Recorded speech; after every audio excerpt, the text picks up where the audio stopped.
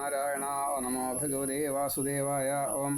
ശ്രീമദ്ഭാഗവത മഹാപുരാണം അതിൻ്റെ മാഹാത്മ്യം 6-ാമത്തെ അധ്യായം 6-ാമത്തെ ഭാഗം ഇപ്പോൾ പറയണു. 18 ശ്ലോകം വരെയാണ് നമ്മൾ പറഞ്ഞത്. 19-ാമത്തെ ശ്ലോകം മുതൽ ഇപ്പോൾ പറയാം. ഓം.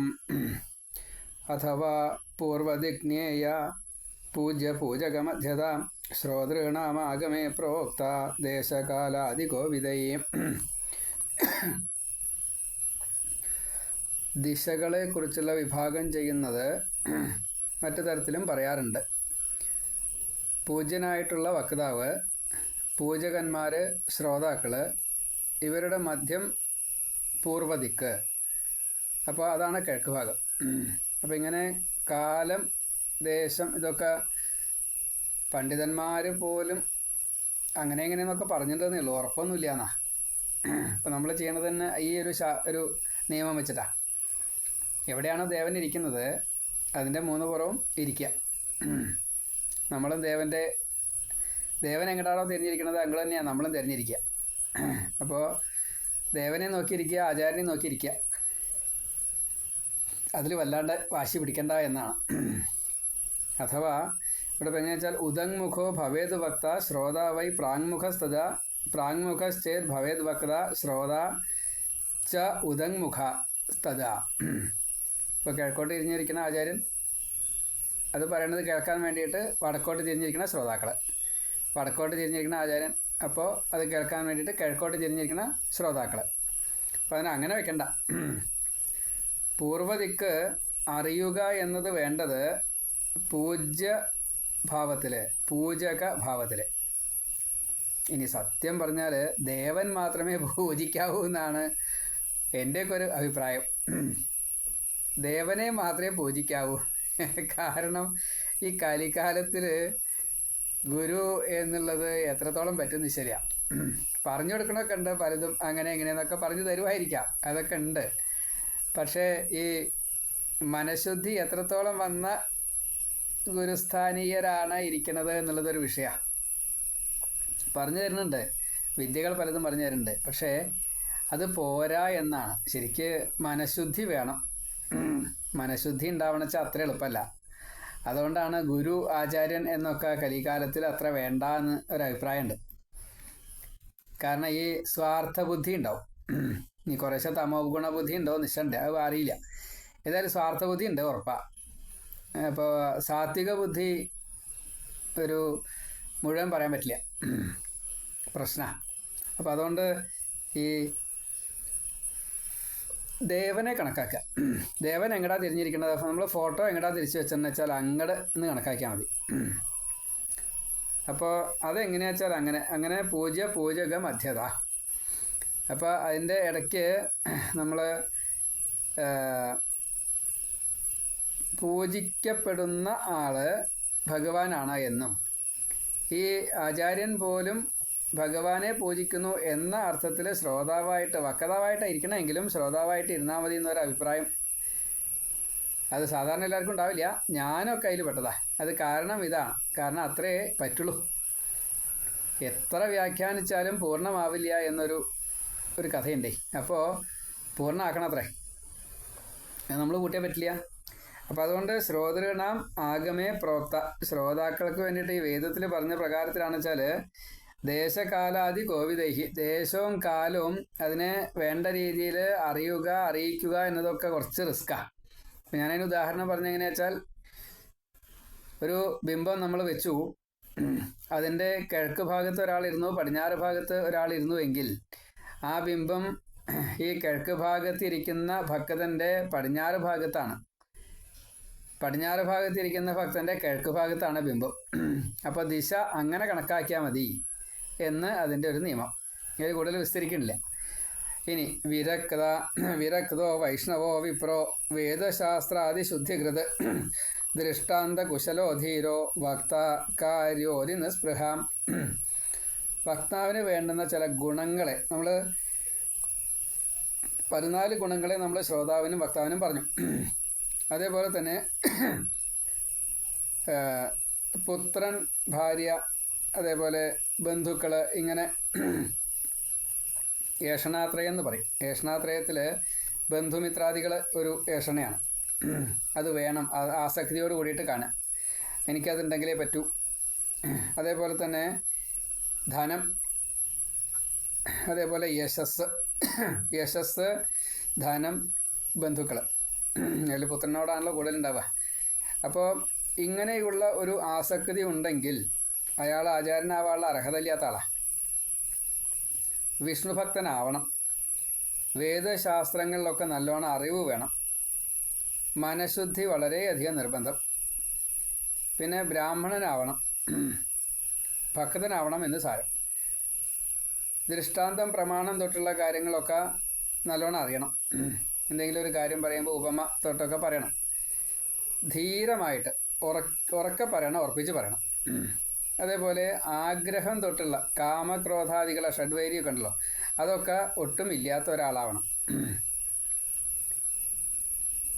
അപ്പോൾ ഭക്തൻ എന്നുള്ള നിലയ്ക്ക് പറയുമ്പോൾ നമ്മൾ സ്നേഹ, വിനയ, ശുശ്രൂഷ, സമർപ്പണം എന്ന് പറയണ പോലെ തന്നെയാണ് കാമക്രോധ, ലോഭ, മോഹ, മത, മാത്സര്യം. ഇത് 6 അത് ഷഡ്വൈരി എന്നാ പറയാ. വൈരി എന്ന് പറഞ്ഞു കഴിഞ്ഞാൽ എന്താ ഉണ്ടാവുക? വിരോധം. നമ്മളെ ഈ ജീവന് വിരോധമായിട്ടാണ് ദേഹത്തിൽ മനസ്സിൻ്റെ ഈ ഒരവസ്ഥ ഉണ്ടാവുക. ആഗ്രഹം, കാമം, ക്രോധം, ദേഷ്യം, ശുണ്ഠി, ലോഭം, എത്ര കിട്ടിയാലും പോരാ, മോഹം, ഞാൻ ഈ ദേഹമാണ് എന്നുള്ളൊരു ബോധം, മതം, ഞാൻ എന്നുള്ള ഒരു അഹങ്കാരത്തോട് കൂടിയിട്ട് മതം, മത്സരം, അന്യനോടുള്ള മത്സരം. ഇങ്ങനെ 6 ഭാവ: കാമക്രോധ, ലോഭ, മോഹ, മത, മത്സരങ്ങൾ. പിന്നെ പഞ്ച ഇന്ദ്രിയങ്ങൾ: കണ്ണ്, നാക്ക്, മൂക്ക്, തൊലി, ചെവി.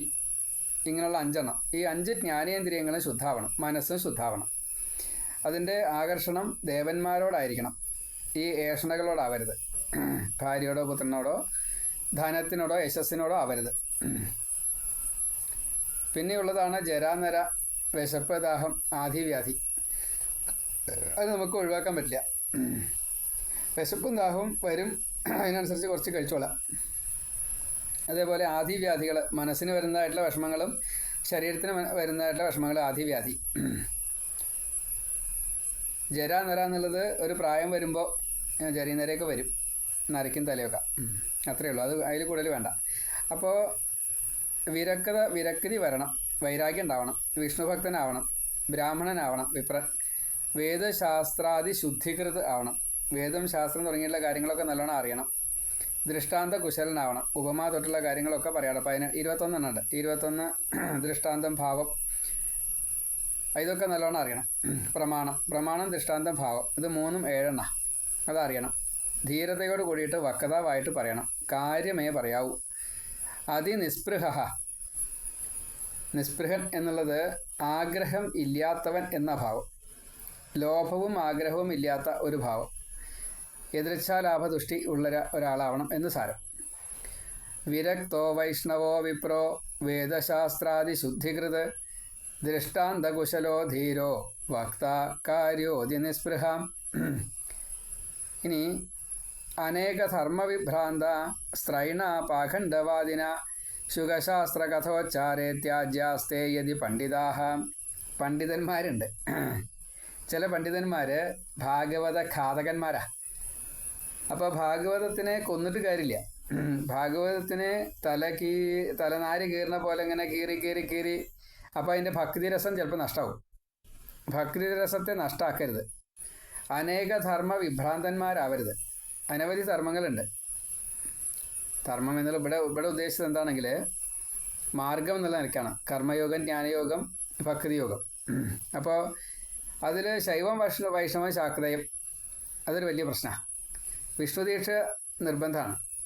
അതേപോലെ നമ്മൾ ആ പൂജ വേണം, ഈ പൂജ വേണം, അതും വേണം, ഇതും വേണം എന്ന് പറഞ്ഞുകൊണ്ട് അനവധി പൂജ വേണ്ട. വായനയ്ക്ക് സാധാരണ വിഷ്ണുവിന് മാത്രം ഒറ്റ നേദ്യം മതി എന്നൊരു കണക്കുണ്ട്. അങ്ങനെ പതിവുള്ളൂ. അവിടെ എല്ലാ ദേവീദേവന്മാരും ഉണ്ടേനി. വിഷ്ണുവിൻ്റെ അംഗങ്ങളിലാണ് ദേവീദേവന്മാർ എന്ന സങ്കല്പത്തിൽ സർവദേവ നമസ്കാരം കേശവം പ്രതി ഗച്ഛതി. അതുകൊണ്ട് അനേക ധർമ്മം വേണ്ട, വിഭ്രാന്തി വേണ്ട. പരിഭ്രമിക്കേ വേണ്ട, സംശയമേ വേണ്ട, അജ്ഞാനി ആവണ്ട. പിന്നെ ഈ സ്ത്രീകളോട് താല്പര്യം കൂടുതലുള്ളത് ജിഹ്വോപസ്ഥ ജയം കിട്ടാത്തവർ, ഊണും രതിസുഖവും താല്പര്യം കൂടുതലുണ്ട് വെച്ചാൽ അവരെ ഒഴിവാക്കണം എന്നാ. അതേപോലെ പാഖണ്ഡം പറയരുത്. ഞാൻ എപ്പോഴും പ്രാർത്ഥിക്കാറുള്ളൊരു കാര്യമാണ്. ഞാൻ പറയുന്നത് പാഖണ്ഡം ആവരുതേ എന്ന് പ്രാർത്ഥിക്കാറുണ്ട്. കാരണം എന്താണോ വ്യാസൻ ഉദ്ദേശിച്ചത് അതിലേക്ക് നമ്മൾ എത്തണം. നമുക്ക് അത്രയ്ക്കുള്ള ജ്ഞാനം ഉണ്ടോയെന്ന് വെച്ചാൽ അപ്പോൾ അതുകൊണ്ട് പാഖണ്ഡം വരാൻ എളുപ്പമാണ്. പാഖണ്ഡം ആവരുതേ എന്ന് ഭഗവാനോട് പ്രാർത്ഥിക്കുക. എന്നിട്ട് പറയാം. ശുഖശാസ്ത്ര ആണിത്. ശ്രീശുഖ ബ്രഹ്മർഷിയാൽ പറയപ്പെട്ടതാണ്. തീവ്ര വൈരാഗിയായിട്ടുള്ള ജന്മനാ തന്നെ ഈ അവധൂത വേഷത്തിലുള്ള ശ്രീശുഖ ബ്രഹ്മർഷി ഭഗവാന് തുല്യ. ആ ഭഗവാൻ ഗുരുസ്ഥാനത്ത് ഇരുന്ന് പറയുമ്പോൾ ആ ശാസ്ത്രത്തിന് കുറച്ചധികം മൂല്യമുണ്ട്. അതാണ് ഭാഗവത ശാസ്ത്രം. അത് ഉറക്കെ പറയുമ്പോൾ ഈ സ്ത്രീകളുടെ വിഷയവും ഊണിൻ്റെ കാര്യങ്ങളും പറയണവരെ വേണ്ട, അവരെ ത്യാജ്യാഹ ഒഴിവാക്കുക തന്നെ വേണം. ഇനി അവർ നല്ല പണ്ഡിതന്മാർ തന്നെ ആയിക്കോട്ടെ, സംസ്കൃതത്തിൽ നല്ല പാണ്ഡിത്യമുണ്ട്, ഭാഷയിൽ നല്ല പാണ്ഡിത്യമുണ്ട്, അതുകൊണ്ടൊന്നും കാര്യമില്ല. വ്യാകരണമുണ്ട്, തർക്കമുണ്ട്, ഒക്കെ ഉണ്ട്, എന്തുണ്ടായിട്ടും കാര്യമില്ല. എല്ലാ പുരാണവും അറിയാം, കാര്യമില്ല. ഭക്തി മാത്രം മതി. അപ്പോൾ നമ്മൾ പലപ്പോഴും കാണാറുണ്ട് അത് പാണ്ഡിത്യത്തിൻ്റെ ആധിക്യം കൊണ്ട് തോന്നിയതൊക്കെ പറയും. തോന്നിയത് പറഞ്ഞിട്ട് കാര്യമില്ല. ഭാഗവതത്തിലെ ഭഗവത് ധർമ്മം എന്നൊരു, അത് ശൈവാവാം, വൈഷ്ണവാവാം, ശാക്തയാവാം, ഗാണപത്യാവാം, സൗരാവാം, പാശുപതാവാം, ഏതാച്ചാവാം. പക്ഷേ ഭഗവത് എന്നുള്ള ഭാവത്തിൽ നിന്നും വിട്ടുപോകരുത്. ലോകഹിതം, ജീവഹിതം, ദേവഹിതം, ഇത് അല്ലാണ്ട് ഒരു കാര്യം പറഞ്ഞാൽ അത് തെറ്റാ. ചിലപ്പോൾ ഭാഗവതത്തിൽ അങ്ങനെ അല്ലാണ്ടൊക്കെ കാണുകയും ചെയ്യും. അപ്പോൾ അത് ഒഴിവാക്കണം. അനേക ധർമ്മ വിഭ്രാന്തന്മാരാവണ്ട, ഈ സ്ത്രീകളോട് കൂടുതൽ താല്പര്യമുള്ളവരാവണ്ട, പാഖണ്ഡം പറയുന്നവരാവരുത്. ശുഖശാസ്ത്ര കഥയാണ് ഇത് പറയുന്നത്, അത് ഉറക്കെ പറയണം, ഉറപ്പിച്ച് പറയണം. അങ്ങനെ അല്ലാത്തവരെ ഉപേക്ഷിച്ചോളൂ, അവർ പണ്ഡിതന്മാരായാൽ പോലും. അനേകധർമ്മ വിഭ്രാന്താഹ സ്ത്രൈണാഹ പാഖണ്ഡവാദിന ശുഖശാസ്ത്രകഥോച്ചാരേ ത്യാജ്യാഹ തേ യതി പണ്ഡിതാഹ. ഇനി 22-ാമത്തെ ശ്ലോകം. വക്തുപാർശ്വേ സഹായാർത്ഥം അന്യ സ്ഥാപ്യസ്തഥാവിധ പണ്ഡിത സംശയച്ഛേത ലോകബോധനതൽപരാം. ഇനി 22-ാമത്തെ ശ്ലോകത്തിൽ പറയുന്നത് വളരെ പ്രധാനമാണ്, നമ്മൾ ചെയ്യാറില്ല. വക്തുഹു പാർശ്വേ, ഈ വക്താവായിട്ട് ആചാര്യനായിട്ട് ഗുരുവായിട്ട് ഇരിക്കുന്ന അദ്ദേഹത്തിൻ്റെ തൊട്ടടുത്തായിട്ട് സമീപത്തായിട്ട് സഹായാർത്ഥം, സഹായം ചെയ്യാൻ വേണ്ടിയിട്ട് അന്യഹ മറ്റൊരാൾ, സ്ഥാപ്യ സ്ഥാപിക്കണം, സ്ഥാപ്യ തഥാവിധ എങ്ങനെയുള്ളവർ? അപ്രകാരത്തിലുള്ളവർ. എപ്രകാരത്തിലുള്ളവർ? പണ്ഡിത സംശയച്ഛേത്ത. ഇപ്പം നമ്മൾ നേരത്തെ പറഞ്ഞു പണ്ഡിതന്മാരാണെങ്കിലും അവരെ എടുത്തേണ്ടതാണ്. അപ്പോൾ ഈ പണ്ഡിതന്മാരുടെ ഭക്തി വിഷയത്തിൽ നല്ലോണം ഈശ്വര പ്രാർത്ഥനയോട് കൂടിയിട്ട് ഈശ്വരന് വേണ്ടി ജീവിക്കുന്നവർ, അങ്ങനെയുള്ള മഹാപണ്ഡിതന്മാരുണ്ടാവും സംശയത്തെ തീർക്കാൻ വേണ്ടിയിട്ട്. അപ്പോൾ നല്ല സംശയം ഉണ്ടെങ്കിൽ അത് എന്താ വേണ്ടത്, സംശയമായോ എന്ന് ചോദിച്ചാൽ തീർപ്പ് കൽപ്പിക്കണം. ഭക്തിപരമായിട്ട് വിഷ്ണുവിന് എന്ന രീതിയിൽ ഉറപ്പിച്ച് പറയണം. സരസ്വതി നദീതീരത്ത് ഒരു യാഗയജ്ഞം ഉണ്ടായപ്പോൾ ആ സമയത്ത് തർക്കം വന്നു. സാത്വിക മൂർത്തികളിൽ ആര് സാത്വികൻ? ഭൃഗു അതിനെ ചുമതല ഏറ്റെടുത്തു. ബ്രഹ്മാവിൻ്റെ അടുത്ത് പോയി അച്ഛനായിട്ട് കണ്ടില്ല, അത് ബ്രഹ്മാവിന് ശുണ്ഠി വന്നു. ശിവൻ്റെ അടുത്ത് പോയി സഹോദരനായിട്ട് കണ്ടില്ല, അപ്പോൾ ശിവന് ശുണ്ഠി വന്നു. വിഷ്ണുവിൻ്റെ അടുത്ത് പോയി, പാലകനാണ് വിഷ്ണു തന്നെയാണ് ഈ ഭൃഗു. അപ്പോൾ ഉറങ്ങായിരുന്നു, കൊടുത്തു ഒരു ചവിട്ട് വക്ഷസിലേക്ക്, മാറിലേക്ക്. അപ്പോൾ കാല് തലോടി കൊടുത്തു. അങ്ങക്ക് വേദനിച്ചോ? എൻ്റെ മാർവിടം കുറച്ചൊരു കല്ല് പോലെയാണ്, അങ്ങയുടെ കാലാനുസാർ താമരപ്പൂ പോലെയാണ്, വേദനിച്ചോ അങ്ങക്ക് എന്ന് തലോടി കൊടുത്തു. അപ്പോൾ സാത്വികമൂർത്തി അങ്ങനെയാണ്, അത് സംശയമില്ല എന്ന് ആ മഹാവിഷ്ണുവിനോട് പറഞ്ഞുകൊണ്ട് ഭൃഗു ആ സരസ്വതി തീരത്ത് വന്ന സദസ്സിൽ പറഞ്ഞു സാത്വികമൂർത്തി വിഷ്ണു ആണെന്ന്. സംശയച്ഛേതാവ് ഇങ്ങനെയാവണം, സാത്വികമൂർത്തി വിഷ്ണു തന്നെയാണ്, ഭൃഗുവിനെ പോലെ ഉറപ്പിച്ച് പറയണം. വക്തുപാർശ്വേ സഹായാർത്ഥം അന്യസ്ഥാപ്യസ്തഥാവിധ പണ്ഡിത സംശയച്ഛേത്ത ലോകബോധന തൽപരാം. അപ്പോൾ നമ്മൾ വളരെയധികം മനസ്സിരുത്തേണ്ട ഒരു കാര്യം, പാഖണ്ഡം വരരുത്. വിഷ്ണുവാണ് മുഖ്യം, വിഷ്ണുവിലേക്കാണ് എത്തേണ്ടത്, അതിന് തീർപ്പ് കൽപ്പിക്കണം. പിന്നെ ലൗകിക വിഷയങ്ങളോട് ഒരു താല്പര്യവും പാടില്ല. ഏഷണാത്രയം മറികടക്കണം. ഷഡ്വൈരി തൊട്ടുള്ളതൊന്നും നമ്മളെ ബാധിക്കരുത്. അപ്പോൾ വക്താവ് ഉറപ്പിച്ച് പറയണം, ഉറക്കെ പറയണം. ഇതുതന്നെയാണ് നിയമം എന്നുള്ളത് സംശയം വന്നു വെച്ചാൽ ഒരു പണ്ഡിതൻ അത് തീർപ്പ് കൽപ്പിക്കുകയും വേണം. കിഴക്കോട്ടിരിഞ്ഞോ വടക്കോട്ടിരിഞ്ഞോ അതത്ര സാരില്ല. ഭഗവാനോട് കാലദേശാവധി നിർമുക്തം എന്ന ഒരു നിയമം ഉണ്ടായതുകൊണ്ട് അത് ഭഗവാൻ ക്ഷമിക്കും.